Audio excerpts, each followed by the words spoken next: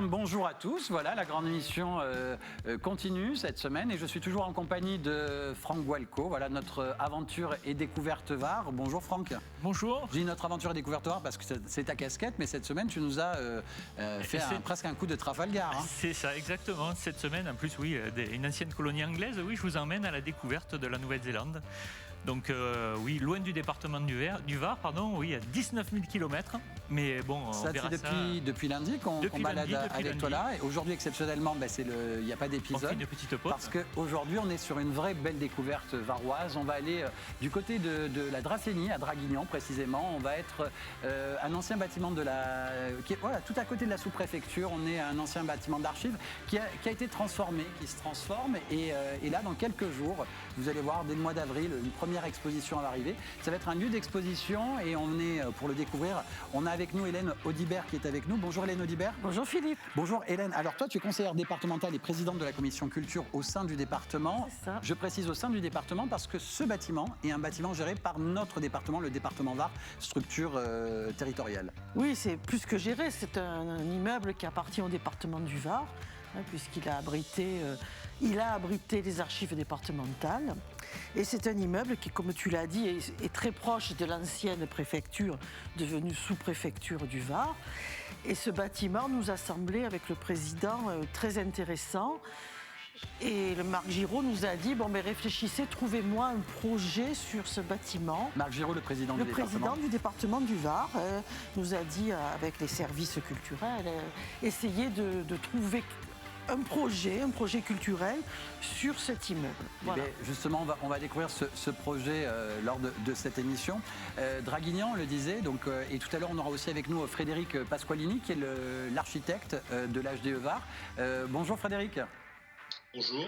Frédéric, tu vas pouvoir nous parler aussi tout à l'heure, on abordera avec toi un peu ce bâtiment, puisque finalement un bâtiment qui était totalement méconnu de tous, parce qu'on est tous passés par ce bâtiment. En tout cas, quand moi gamin, je me souviens avoir mes grands-parents à Draguignan, j'y suis passé, je ne savais pas du tout ce qu'il y avait à l'intérieur. Automatiquement, quand il y a des archives, finalement même toi aussi, tu y es passé sans trop savoir ce qu'il y avait à l'intérieur, et puis tu nous expliqueras finalement quelle est la découverte du bâtiment, comment on le transforme, mais surtout tu en as fait un agrandissement de bâtiment, et on fera un petit zoom sur cet agrandissement qui est finalement visible de l'extérieur, mais qui, à l'intérieur, nous permet une vraie découverte assez architecturalement intéressante.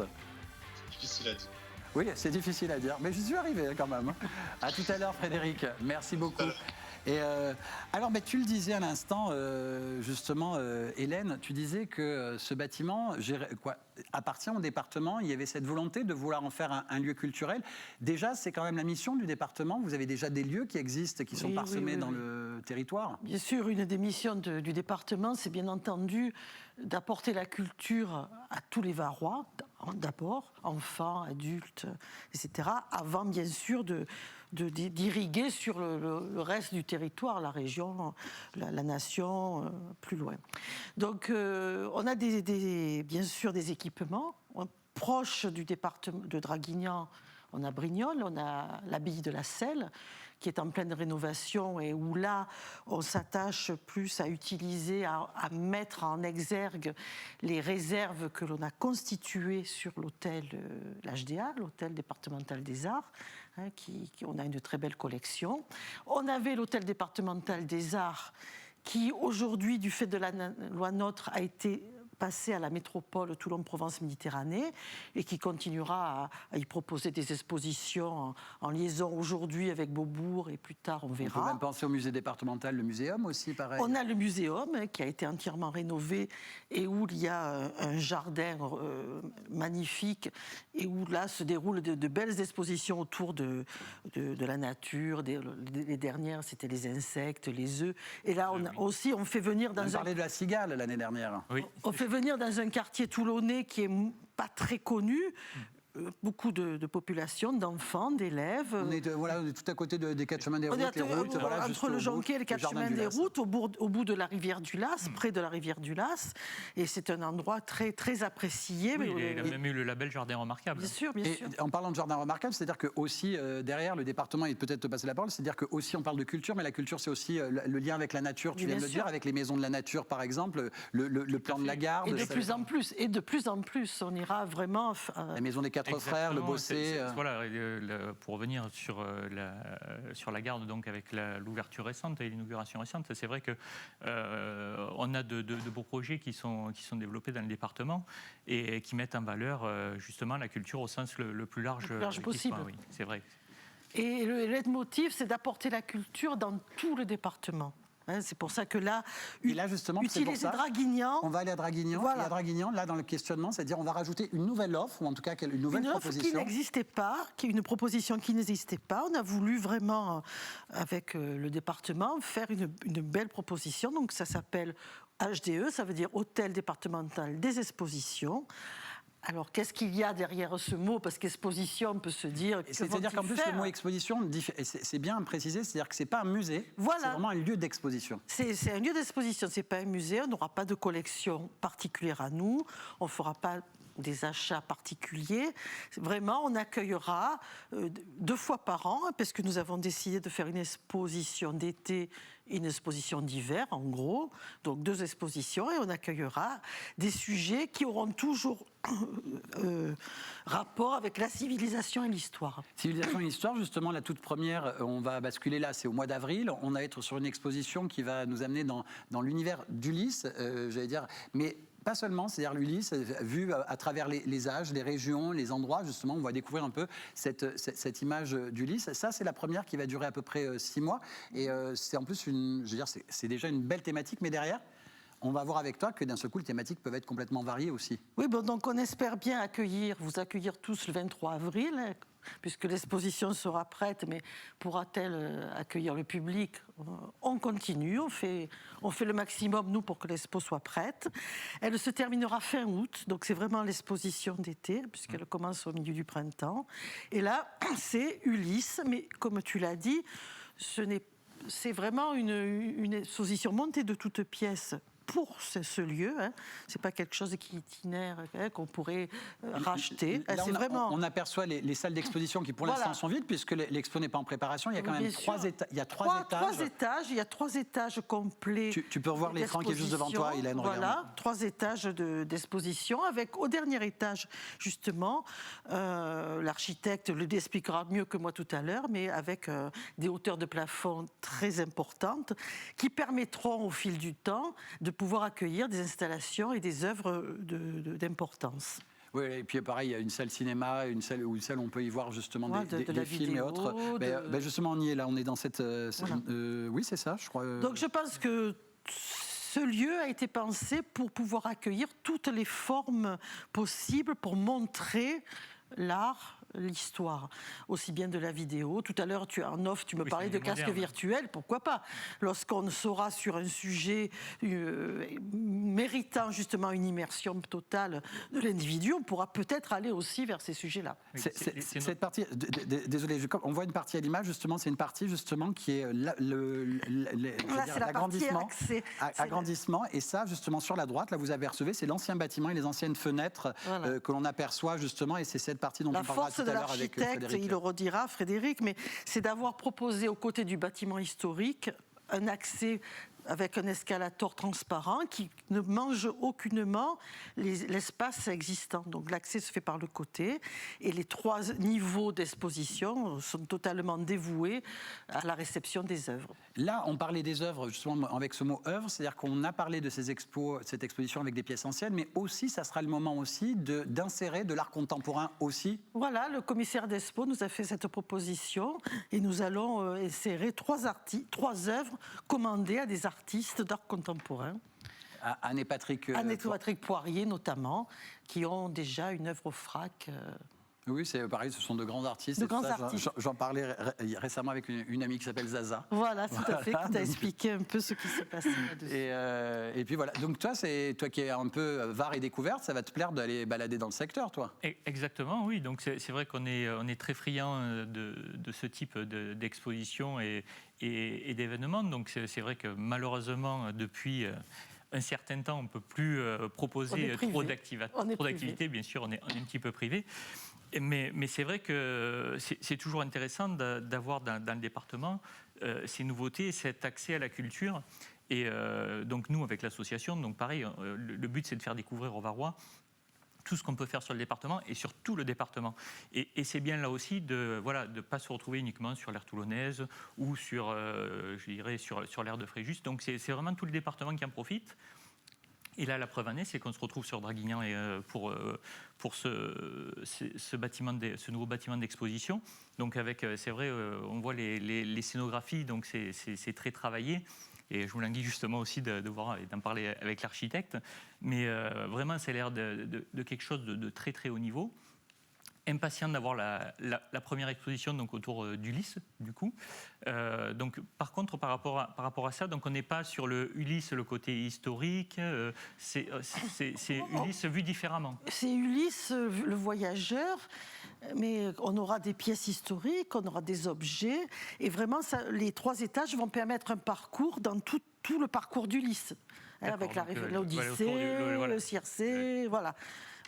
Puisqu'il y aura plus de 350 pièces proposées, donc ça sera riche et varié. C'est vraiment. Il y a aussi pas mal c'est quasiment son retour c'est le retour de Troyes qu'il a fait, et le fameux retour de Troyes et les lieux plus ou moins où il est passé. Et finalement, là aussi, ce sont des pièces qui, à travers, j'allais dire, l'histoire et le temps, on a tous une image d'Ulysse et ces images finalement qui ont été transposées selon le secteur géographique, comment on l'a vu et comment on le voit, comment on l'a imaginé, comment on l'a fantasmé, etc. Donc c'est un parcours notamment au-delà, à travers ce petit voyage d'Ulysse, c'est aussi le voyage à travers les époques et notre vision d'Ulysse. C'est pour ça que je trouve pertinent d'avoir des œuvres contemporaines aujourd'hui qui marquent un peu cette vision ulyssienne. Et c'est pas Ulysse 31. Et on aura aussi des films relatifs à Ulysse dans la salle vidéo. Donc le public qui vient prendra ce qu'il souhaite aussi. Tu pourras y passer 2 heures. Et puis c'est une bonne manière aussi pour les scolaires aussi. Il y a des vrais liens qui sont à créer. Toujours, comme le département fait partout, comme on fait sur tous nos équipements, il y a bien sûr un accueil des scolaires et une médiation avec les scolaires très importante, notamment les collégiens, puisque c'est la prérogative du département, les collèges, mais pour tous les publics. Je vais passer la parole à Frédéric Pasqualini, qui est le créateur, l'architecte de l'HDE Var. Bonjour Frédéric. Alors toi, tu es varois en plus. Varois, Dracénois. Et c'est ça qui est surprenant. Marrant, c'est amusant. Donc il y a une coïncidence, moi, évidemment, qui a beaucoup de répercussions dans ce travail que j'ai réalisé avec toute la maîtrise d'œuvre sur ce dossier. C'est marrant parce que justement, la petite précision. Tu l'as rappelé tout à l'heure, à ce lieu, qui est un lieu très emblématique, c'est effectivement l'ancienne préfecture. C'est un lieu à Draguignan aussi, qui est la terminaison du grand boulevard Clémenceau, qui est là aussi l'artère centrale de Draguignan. Enfin, pour moi, c'est des espaces que j'ai connus. Et effectivement, tu l'as très bien commenté, ce bâtiment était un bâtiment d'archives, donc destiné à être comme ça dans une forme d'opacité vis-à-vis de la rue. Et la grande idée du président départemental, du président Giraud, ça a été effectivement de l'identifier, de lui redonner une vocation de bâtiment public ouvert sur la ville. Donc c'est tout ce travail qu'on a cherché à réaliser, déjà en recomposant le parvis extérieur, c'est les images qui s'accompagnent, et puis après trouver à l'intérieur de ce bâtiment un parcours de visite qui soit attractif et qui soit une véritable immersion, comme disait Hélène Dubert tout à l'heure. Ce qui est proposé là, c'est une véritable immersion. On va rentrer dans ce bâtiment, plonger, quitter un petit peu les espaces extérieurs, l'espace de la rue, et puis aller à la rencontre, là en l'occurrence la première exposition sur les périples d'Ulysse et le rapport que cette histoire a à voir avec notre propre histoire sur la Méditerranée. Là, justement, on est en train de voir ce fameux escalator qui est là. Ça, c'est le prolongement parce que le bâtiment a été agrandi.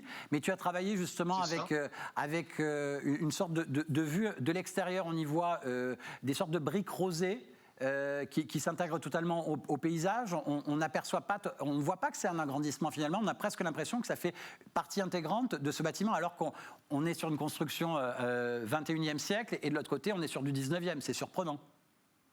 On a eu une approche extrêmement différente. Le bâtiment, il avait vraiment des qualités propres qui étaient identifiées. Donc, il ne s'agissait pas du tout de bouleverser ou d'être intrusif comme ça dans cette architecture.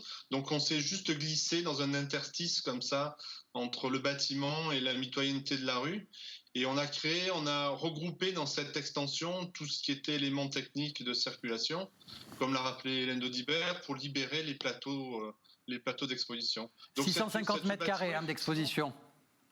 Il y a plus de 600 mètres carrés, c'est ça, d'exposition, répartis sur 3 niveaux, ce qui est un peu atypique. Généralement, les espaces d'exposition sont sur un seul niveau. Là, elles sont réparties du fait de la configuration du bâtiment. Donc, il fallait qu'on invente comme ça un dispositif d'accès qui réponde à ce flux. Donc, l'idée de l'escalator, c'était un petit peu ça. Même si il a une position un peu anachronique, ça devient un élément de l'architecture du lieu. C'est assez marrant parce que étant valoriser avec de la lumière, avec l'apport de lumière. Pardon, c'est moi. Étant déjà allé au centre Georges Pompidou, finalement, ça n'a rien à voir. Mais pourtant, il y a une sorte d'émotion qui reste à peu près le même genre d'émotion que quand on monte cet escalator. On n'est pas du tout sur la même dimension, on n'est pas du tout sur la même architecture. Et pourtant, il y a quelque chose qui nous y ramène quand on est là. Il y a quelque chose qui est pensé de la même manière. C'est-à-dire qu'on a un escalator extérieur, le bâtiment tout à côté, et il y a une émotion où on a l'impression de ne pas être dedans, mais être à l'extérieur et de vivre un moment assez... c'est-à-dire que c'est une émotion particulière de monter cet escalator, pour être honnête aussi. Oui, l'idée de l'escalator et le rapprochement à Beaubourg est effectivement très, très, très pertinent. Et à Beaubourg, c'est l'occasion aussi d'avoir comme ça un parcours panoramique comme ça sur Paris. Ici, le parcours, c'est un parcours un peu historique comme ça qui va frôler la façade. C'est ce frôlement sur lequel on a un petit peu travaillé. On fait à la fois rentrer la lumière et en même temps on longe cette façade historique et on rentre après dans chaque niveau par ce frôlement. Voilà. Il y avait ce travail-là qu'on a cherché encore une fois pour rendre le lieu attractif et justifier ce cheminement, ce déplacement vertical. Je tiens à préciser qu'à l'intérieur, on y voit des couleurs sur les murs, du bleu, du vert, etc. et tout, mais elles correspondent vraiment finalement à la première exposition pour être en lien. Le commissaire d'exposition l'a pensé en lien avec. Derrière, justement, ce sont des couleurs qui vont varier selon les expos, selon ce qu'on a. Il y a un petit jeu de modularité quand même dans ce jeu-là. Absolument. Absolument. Vous avez vu, on rentre dans le bâtiment, dans ce hall qui est presque dans une espèce de blanc comme ça, un peu nacré, un peu immaculé, volontairement, c'est-à-dire qu'on s'efface vraiment au profit de la nature spécifique de chaque exposition qui amène leurs couleurs. Là, effectivement, il y a un jeu de couleurs, de sombres, qui sont en rapport avec l'exposition du lys. L'autre exposition qui va venir sur les arts de la table, elle va ramener d'autres couleurs et le lieu doit se prêter à ces modifications, à ces transformations. Tu viens juste de préciser. Quelque part que de la lumière et après les muséographes et les scénographes investissent et investissent les supports comme ça suivant leur volonté. Les invariants, c'est ce que vous voyez là à l'image, c'est-à-dire c'est le parquet bois, c'est les voûtins qu'on a laissés libres, les voûtins historiques, ce qui constituait les planchers d'origine, qui sont laissés en l'état, là aussi, pour garder cette espèce de nature du lieu, qui est très spécifique des bâtiments de la fin du 19e siècle. Donc on n'a pas voulu dénaturer ça. Comme les poutres au dernier étage. Et qu'on découvre et qui sont révélés, effectivement, au dernier étage, avec cette charpente qui était vraiment ignorée de tous, ou en tout cas que ceux qui avaient pratiqué un peu les combles, et que nous, on a cassé un plancher pour redonner de la hauteur et libérer cette charpente qui est, moi, je le trouve assez spectaculaire. On l'a juste un petit peu tendu, raidi, on a fait très peu d'interventions pour qu'elle garde son jus comme ça, et c'est une partie du bâtiment qui est vraiment très beau, sur lequel vraiment j'interviens assez peu, si ce n'est à révéler l'élément de charpente. Voilà. Bon, merci. Si d'aventure, n'hésite pas à revenir vers nous. Et justement, tu as ouvert une parenthèse sur l'autre exposition, c'est-à-dire, justement, je vais passer la parole à Hélène Audibert, qui est avec nous aujourd'hui. Hélène, on disait Ulysse, donc tu disais 2 expos par an, donc 23 avril, et la prochaine, l'expo, finalement, il vient de dire, les arts de la table, là aussi, ce qui nous attend, c'est quelque chose d'assez incroyable. Assez incroyable. Donc là, pour Noël, puisqu'on inaugurera normalement le 10 décembre, sur une exposition qui durera jusqu'au mois d'avril. Quasiment 6 mois à chaque fois, finalement. Non, 3-4 mois, parce qu'après, il faut il faut démonter, remonter. Et la scénographie sur des expositions de cette ampleur, tu imagines que c'est assez long. Et les arts de la table, c'est-à-dire qu'ayant écouté le commissaire d'exposition qui en a parlé... tu vois, tu as la belle assiette là derrière moi. Et là, c'est surprenant avec parce le que coq. Le commissaire en parlait, ce qui nous attend, c'est vraiment notre histoire. C'est-à-dire, c'est vraiment, je vais dire, on le voit, là, ce coq français, finalement, c'est cette idée c'est quelque chose qui est très français, cet art de la table, et on va pouvoir apprendre... À partir du XVIIe siècle, l'évolution des arts de la table jusqu'à nos jours. Avec tout la batterie de cuisine, tout, c'est-à-dire qu'il n'y a pas que les fourchettes, les assiettes, il y a toute la... Les produits, les légumes, C'est surprenant, hein. C'est beau. Hein. Et je pense que là, on aura plus de 700 pièces présentées, avec des prêts venant de particuliers, puis de musées nationaux et internationaux. L'objectif de tout ça, c'est quand même aussi d'amener une certaine visibilité à la Dracénie, une visibilité au département, et votre ambition, ce n'est pas que ce soit un musée varois ou uniquement tourné vers... Tu l'as bien compris. Notre mission, c'est vraiment déjà de s'occuper des Varois, hein, c'est la mission principale, mais après, il va falloir rayonner sur la région, sur la France, et puis si on y arrive, sur l'international, puisque des musées du monde entier nous prêtent des œuvres que l'on montrera. Et ils ont répondu favorablement à nos commissaires d'Expo très très rapidement, et ça se passe vraiment très bien. Donc je pense que le rayonnement viendra aussi de là. Donc on est intéressé ça intéresse mon collègue au tourisme bien évidemment, mais ça intéresse aussi, franchement, moi c'est les Varois qui comptent en premier. Non, mais tout à fait, puisque on est quand même consommateur de notre département et on apporte de l'économie, mais en même temps de la découverte. Et puis, comme tu le disais tout à l'heure, on bouge peu, nous, Varois, d'un territoire à l'autre. Hein. C'est toi qui parlais de la bande littorale, qui monte peu vers le haut du département, et vice-versa. Les Dracénois descendent peu sur la bande littorale. Donc, ça va aussi nous permettre de nouveaux usages et de se redécouvrir.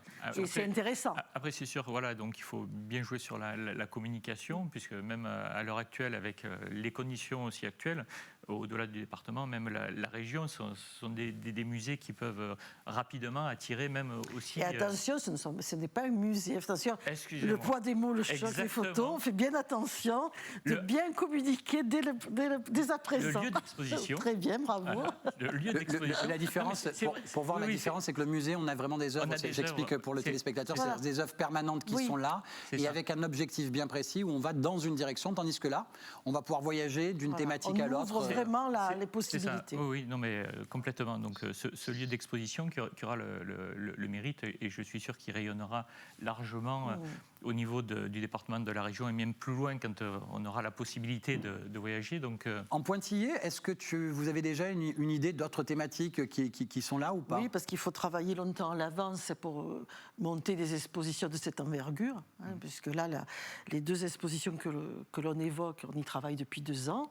Donc on a l'année de 2022 qui est aussi prête. Donc l'expo d'été sera les momies. Alors là, je pense qu'on va avoir aussi... on va attirer et surprendre énormément, puisque c'est un sujet... la thématique est très porteuse.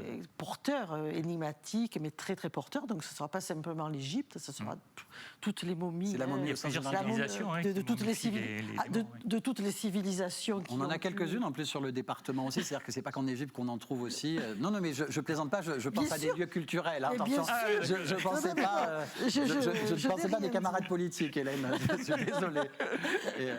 Et ensuite, pour l'exposition de Noël, ça sera l'histoire des jouets.